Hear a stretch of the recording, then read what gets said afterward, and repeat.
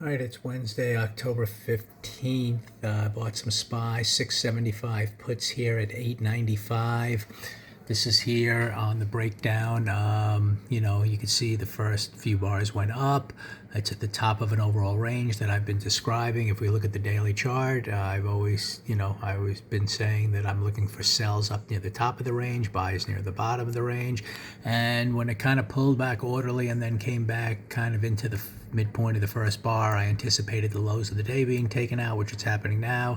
I could see a little pre-market move here, and ultimately I'm not going to say we're going to come all the way down in a big way. We obviously on the daily chart have to get through the midpoint of this bar from yesterday, which is a long way down there to even think about it. But it's sort of like a failure here at the top of the range, at least intraday, to take out a little liquidity. We'll see if it closes with a shooter bar. That could be a 2 down day.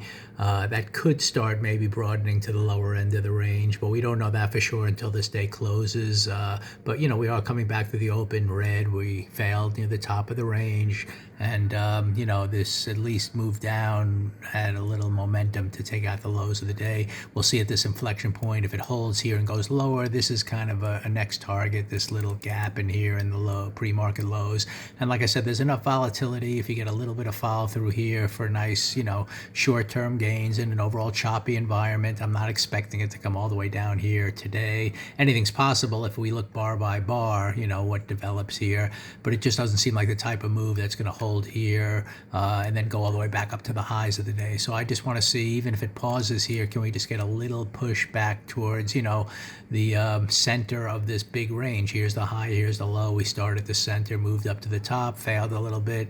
So we'll see if we just kind of stay in this area here with all kinds of volatility to play the upside, like yesterday on the breakout of bar number 1 and 2, and then today the failure, to really have an orderly pullback and a secondary push up in the morning near the highs of the range. So, I'll watch it a little bit, see if we can just get a little follow through. I'm just expecting kind of volatility in this area, and if all goes well, to come back, below this top of this little area yesterday and then back into yesterday's range, so we'll see if that develops, and if all goes well, maybe the downward move here is strong, and it might lead to at the top of the range going all the way back down there again, but we won't know that until the end of the week. We're still just big inside. Actually, I'm not really expecting that either.